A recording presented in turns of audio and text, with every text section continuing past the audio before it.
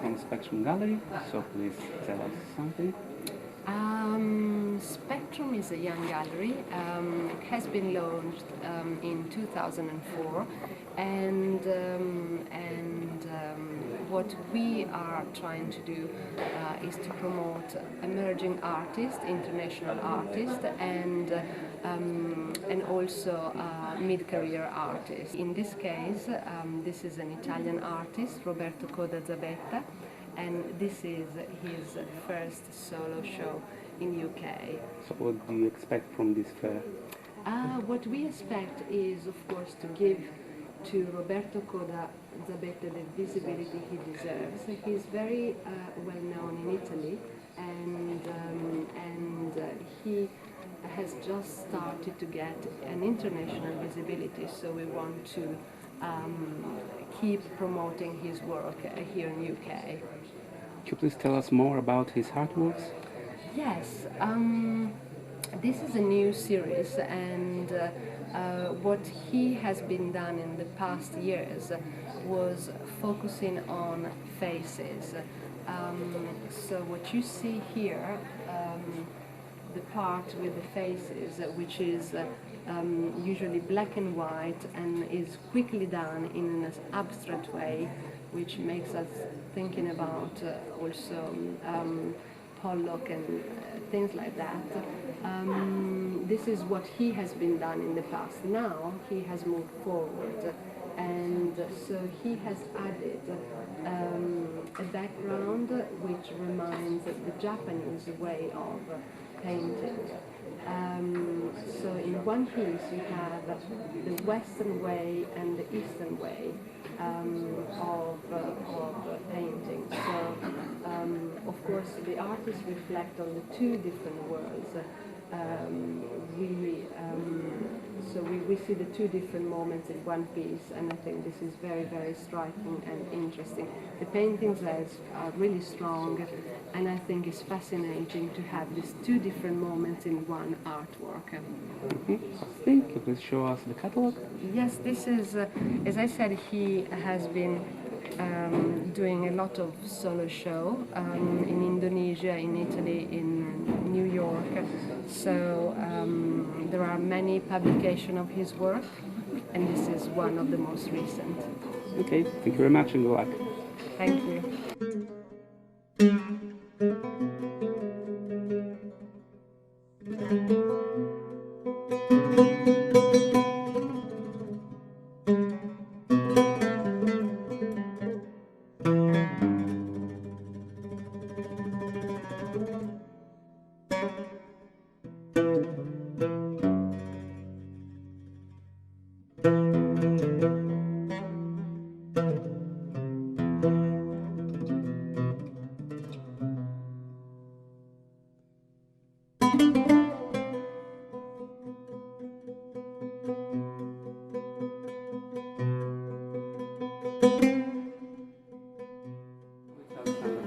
From Italy, so please tell us more. Meet you. Tell us more about the artist you are promoting today. This is a young Italian artist from Rome. He's called Giuseppe Ducro, and he's I find a particularly interesting artist in the sense that you can't place him in any specific current or any style. He's obviously obsessed with Baroque Italian art. And he's an artist which today is quite a rarity in the sense that he sculpts his own works. He works with his works. He takes a piece of terracotta, he transforms it into a very traditional style, and then reassembles it with, in this example, the black glaze here with a white, very kind of opaque terracotta, trying to create something which has a contemporary flavor. But he does this not on purpose. It's just an obsession with the antique. He has an obsession with the antique, which I think traduces itself in a very powerful work. I don't know what you think.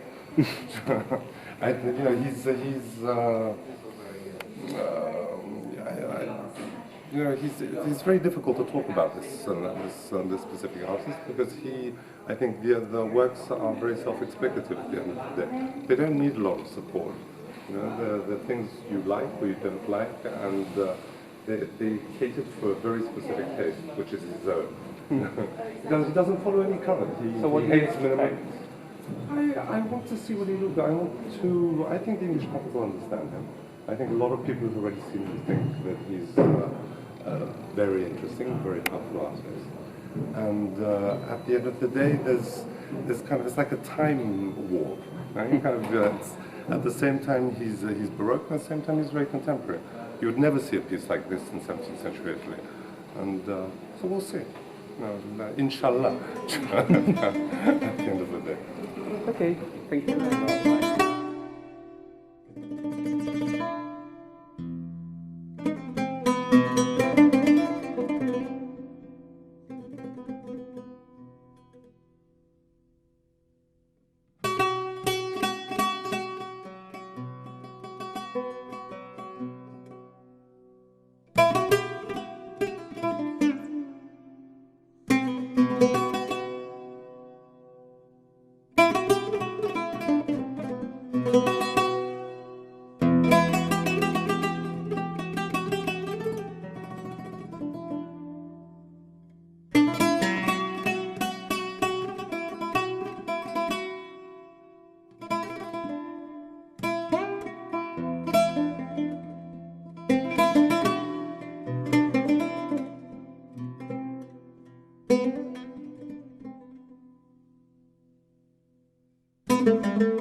This is Barbara Behan.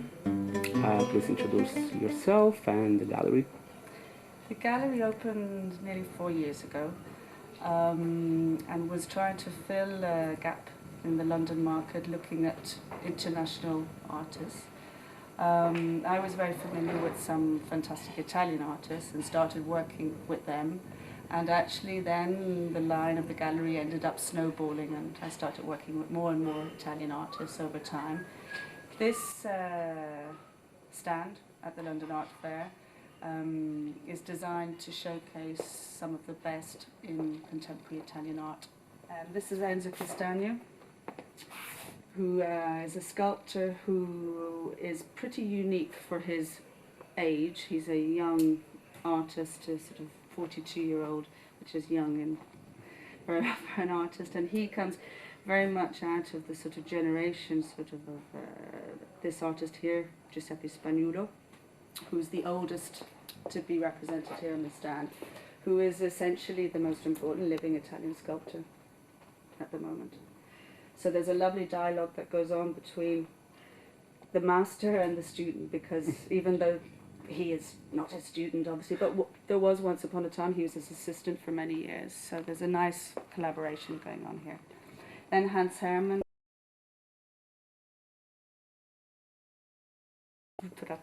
which is a very highfalutin German title, but it literally means sort of deconstructing in order to construct.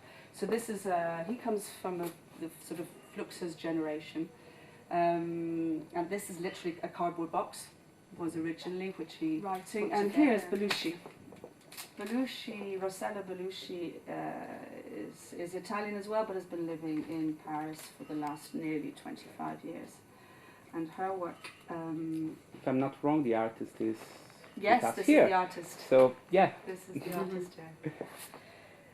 Perhaps you'd like to speak a little bit about your work? Sì, per favore dici qualcosa di te.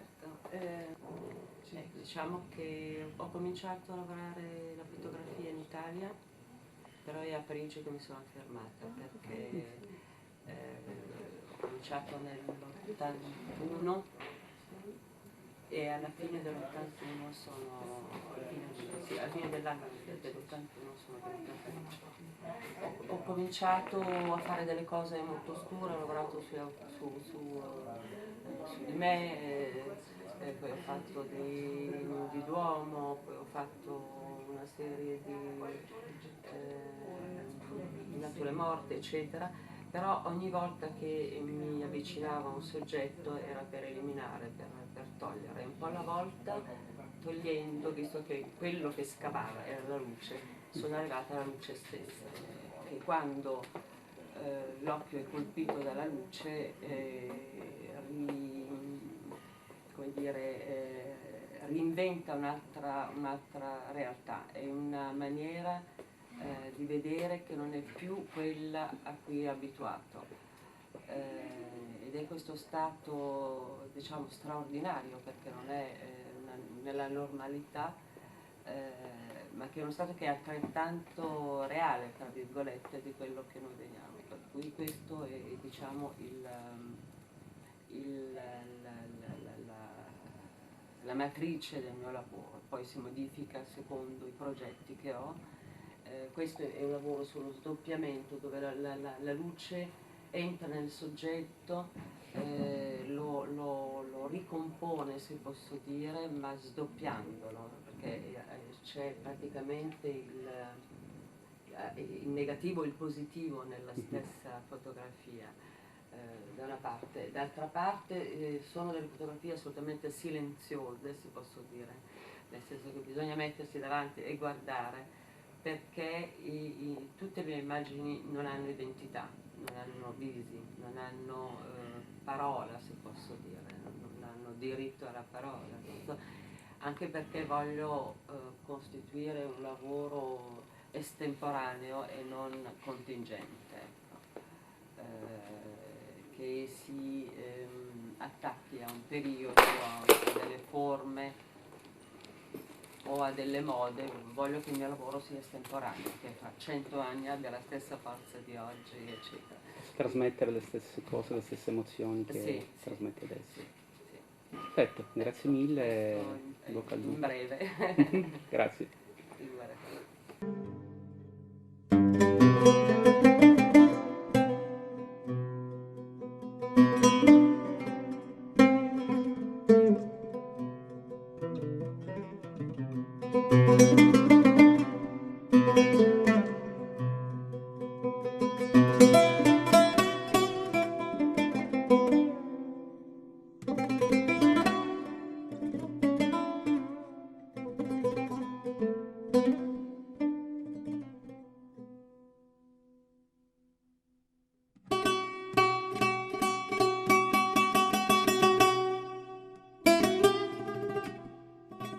This is my first time I've shown at the London Art Fair. I used to curate contemporary decorative arts and design exhibitions at Sotheby's for many years, and now I'm working as a gallerist, my first exhibition, and I've asked artists from all over Europe to take part in this exhibition. Two I'm particularly proud of and love are the works of Laura di Sant'Iliana, who is a fabulous Venetian glass artist. She blows with a glass master these huge slabs of glass, and then they collapse. So she loves the idea of them capturing the spirit of the blower, the anima, and she then polishes them and works on them to create this beautiful fine finish. Her work's collected all over the world. She's in many museums, and I'm thrilled to have her in the exhibition. The other fantastic artist from Venice is Cristiano Bianchi, who I've known for many years and have longed to work with, but he doesn't produce much work. So I'm thrilled to have 3 beautiful pieces of work by him. Cristiano trained as an artist, and he's chosen to use glass and hemp as his medium. This, for example, he's very inspired, as you can see, probably by Brancusi. He tends to blow glass with, again, a glass master, and then spends weeks and weeks and weeks chiseling away and polishing to create the form that we see. Anyone who knows about glass would understand how difficult that is to achieve, because you're talking about millimeters between the outside and the inside. So this is it's a really beautiful piece of work. He's in collections all over the world. The V&A have a piece of his work. He works, as you can see, in hemp as well as glass. His whole inspiration is trying to capture something that really is intangible. So he's trying to frame a sense of what we feel, what we are in this. These are the seeds of a new piece of glass. Again, trying to show something that really can't be described. And I find his work very uplifting and soulful, and I'm thrilled that he's taking part in the exhibition. Here's Cristiano. Grazie. Io per alcuni aspetti, insomma, da alcuni anni appartengo anche a Londra, quindi vuol dire, il lavoro lo sto facendo conoscere un po' alla volta attraverso ora Motherground con Rachel Barclough, che ho conosciuto nel 2003 all'Istituto di Cultura Italiano qui a Londra.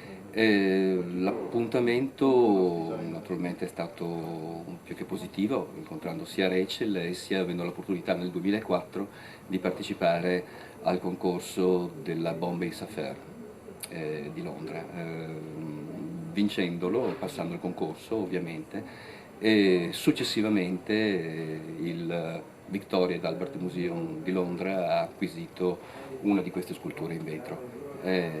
Questo diciamo è la storia, come dire, che mi appartiene. Riguardo al lavoro invece diciamo che altre sono le origini che mi portano insomma, a rappresentare insomma, la materia del vetro in questo caso, perché le mie origini sono veneziane, quindi i legami sono con una città che ha prodotto, insomma, ha costituito, ha generato per centinaia d'anni attraverso le fucine la tecnica. Oggi io credo che appunto sia necessario ristabilire i contatti con la contemporaneità e far sì che il vetro diventi un argomento di, come dire, riconoscibilità nel nostro appunto contemporaneo.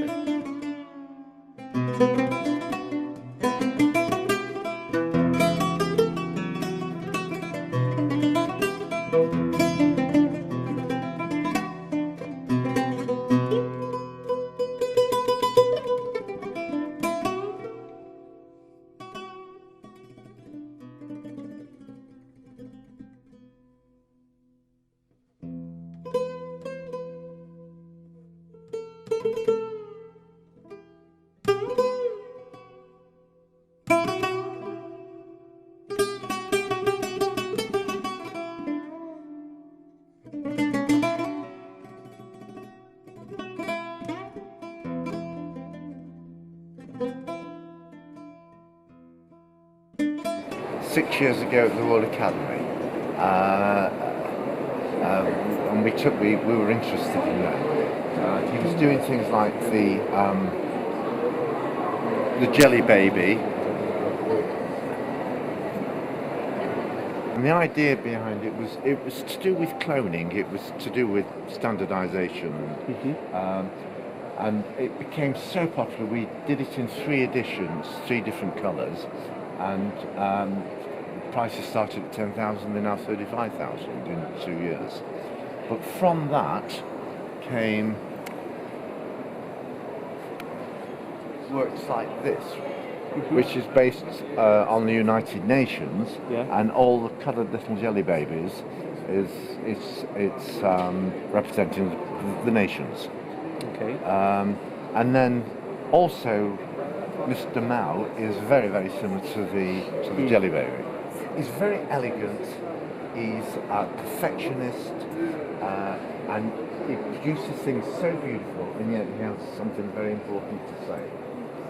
He seduces you with the colour, the perfume bottles, but then you realise that they're actually grenades. Well, the gun, the same thing.